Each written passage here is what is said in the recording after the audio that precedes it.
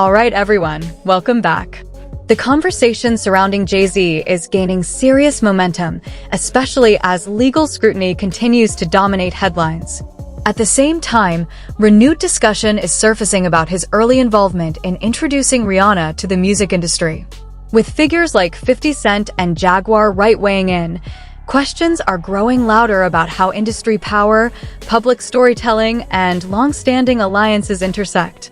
All of it is adding a new layer of intensity to an already charged debate. She was an innocent baby when she came over here. And look at her now. 14 going on 15 years old.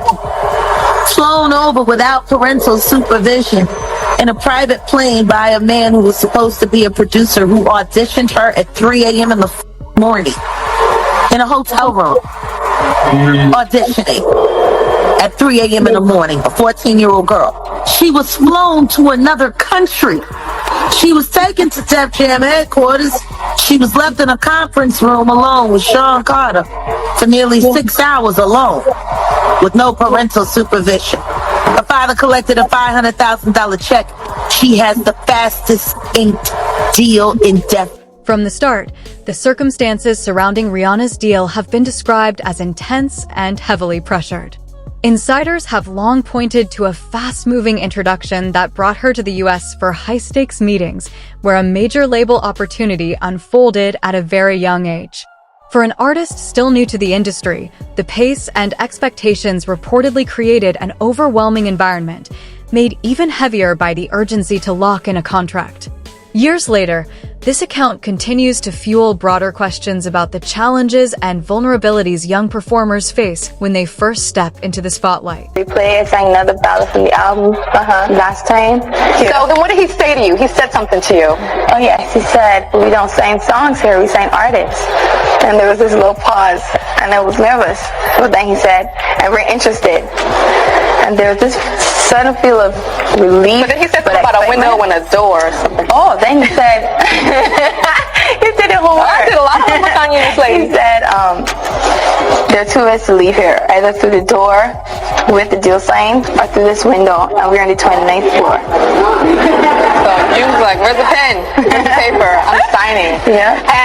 The audience is so uncomfortable. Like, I don't know if Tyra was trying to get that on the record, but my God, what Jaguar?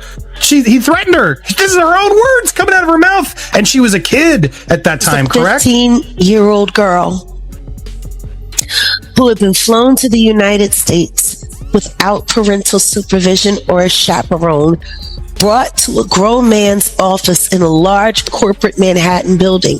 Everybody knew when she flew in. I was there the day she got signed.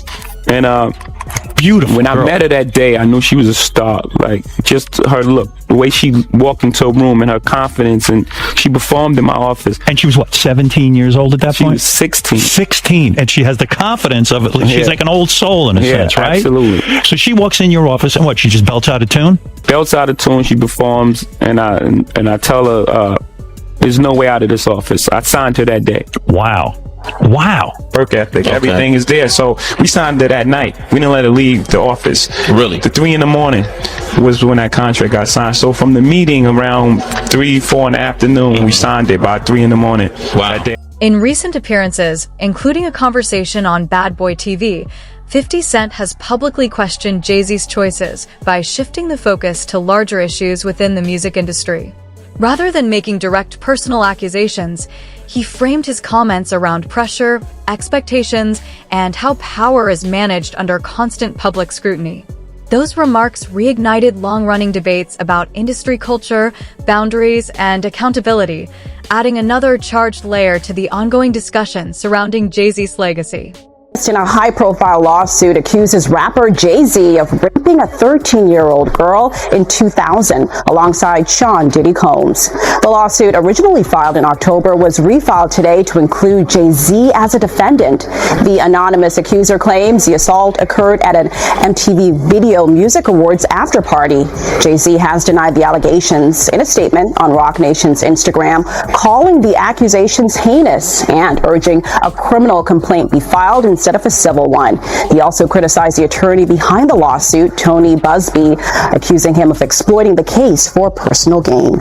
Inside the building, plaintiff recognized many celebrities as she entered what appeared to be a large living room or foyer containing a large crowd.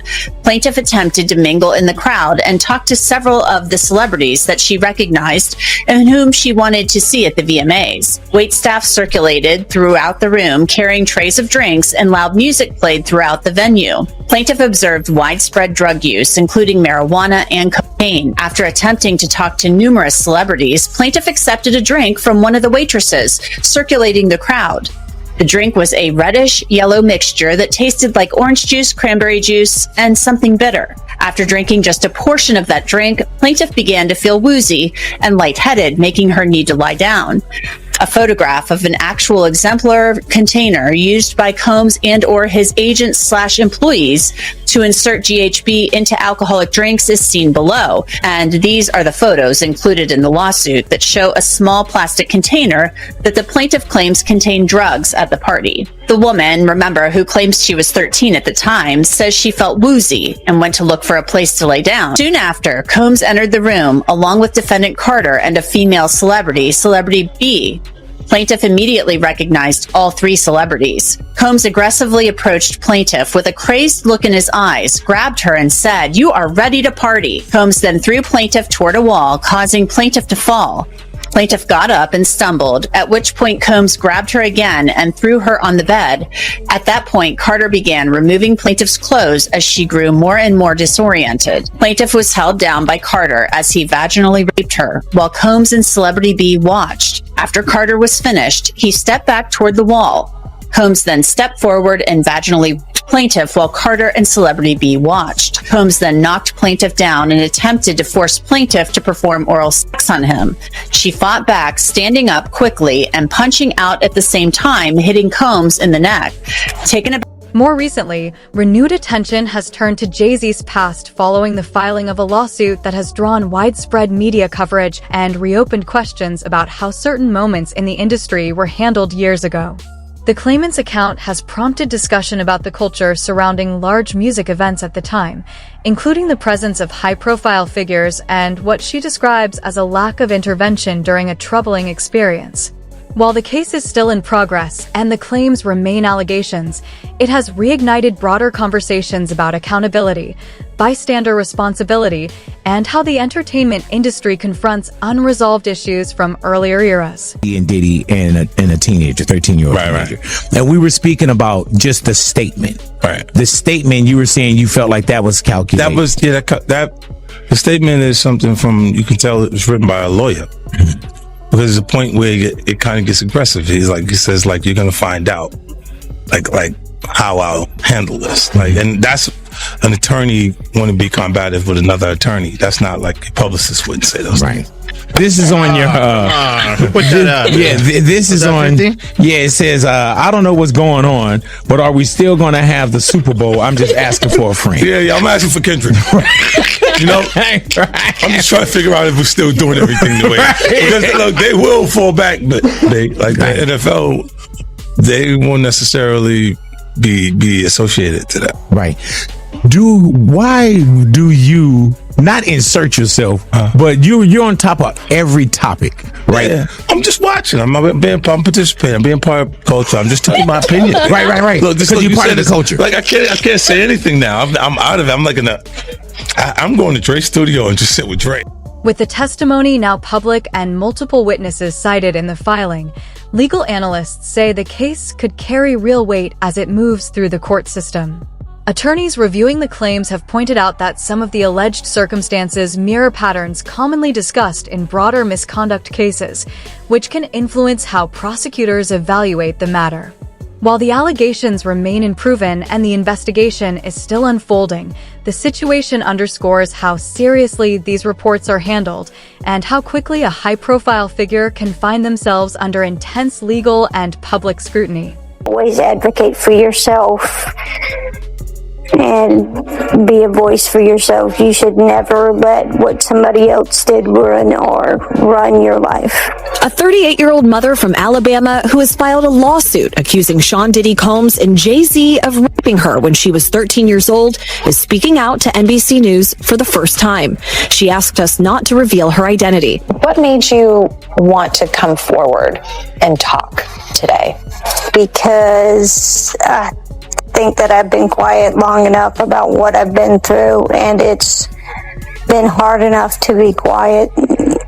But it's a chapter of my life that I'd like to close. You weren't scared to be all alone? No, with having autism is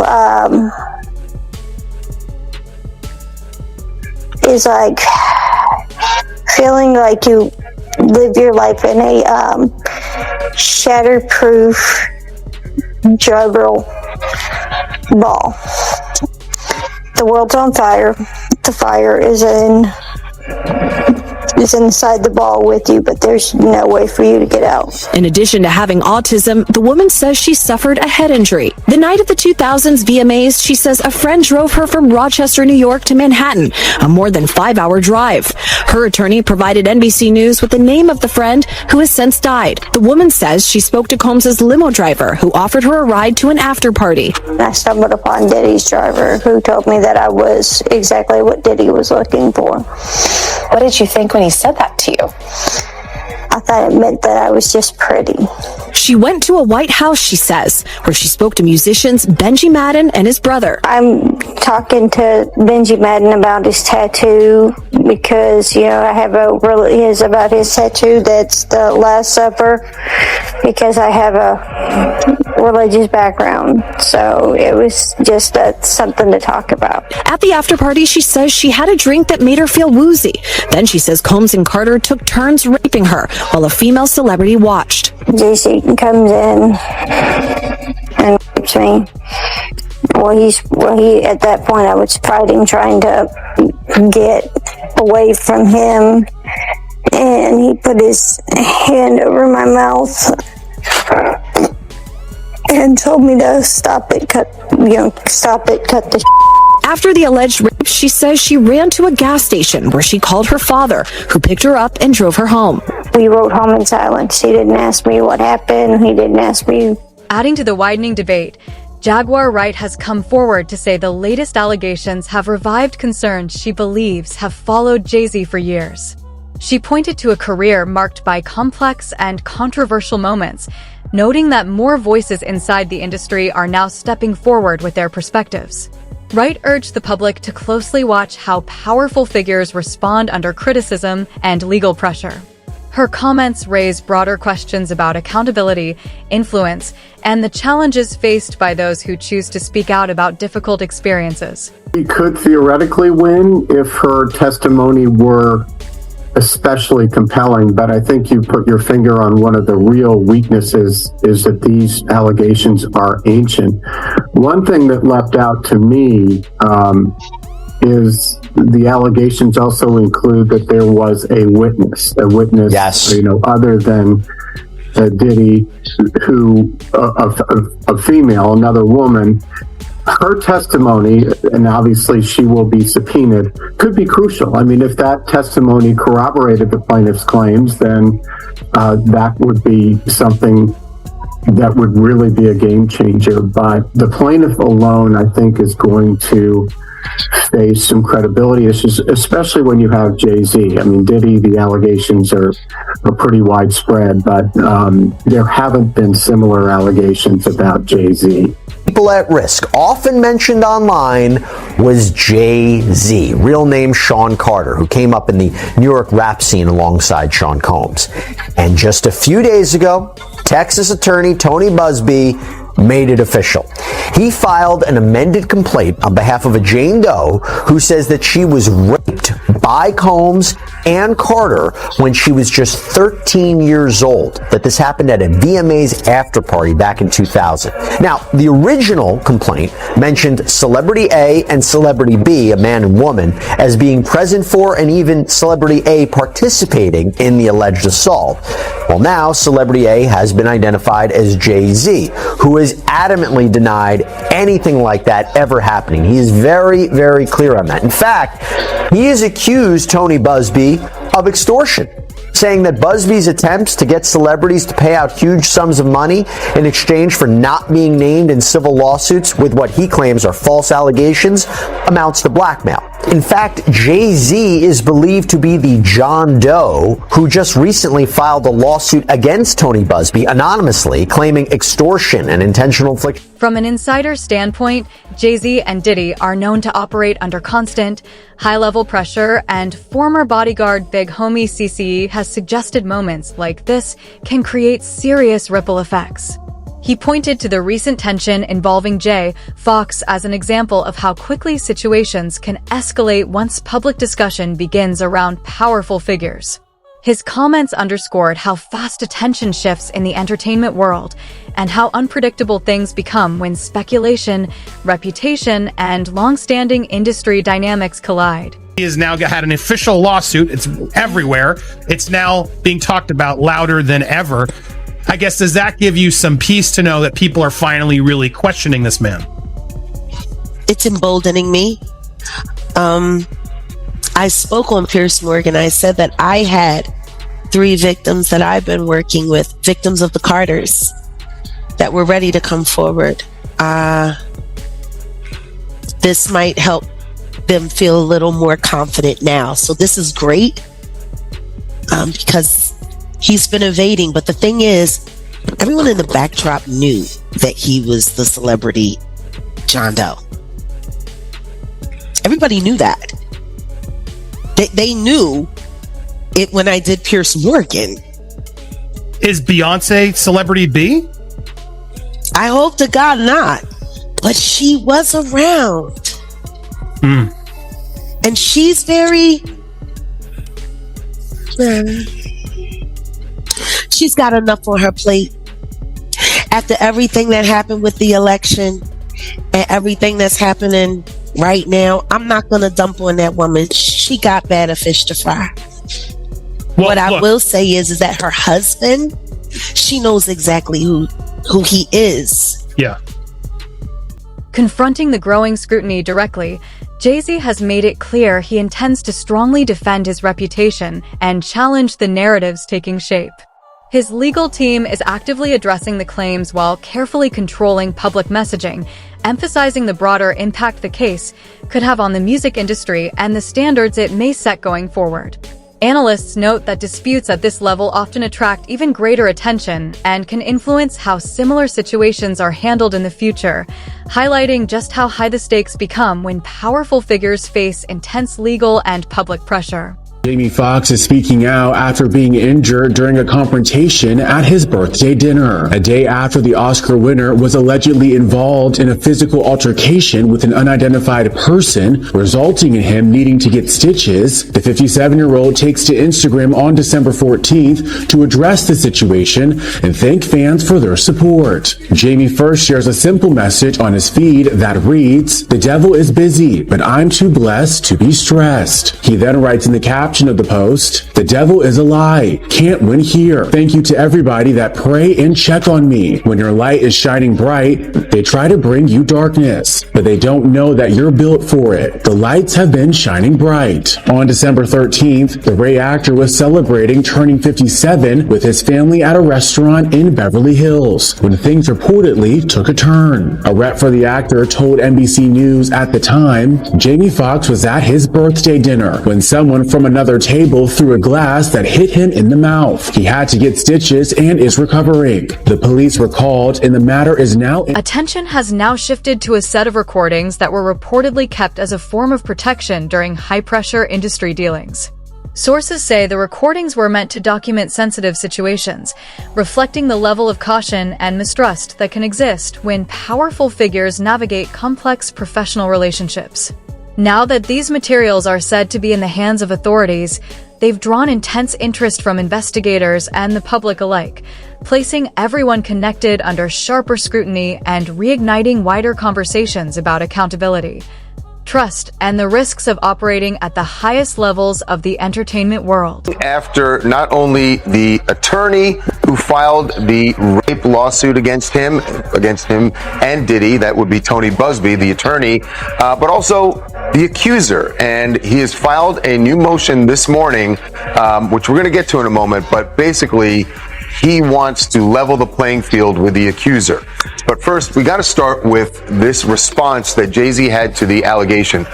Catch you up real quick if you hadn't heard, but a woman who had filed a lawsuit against Diddy back in October, alleging that he had raped her at a VMA after party in the year 2000, when she was only 13 years old. Right. Remember, this is when she allegedly was given a drink. She felt woozy, and there was Diddy, and there was a male celebrity who was unnamed at the time, and also a female celebrity. Well, that unnamed celebrity is now named.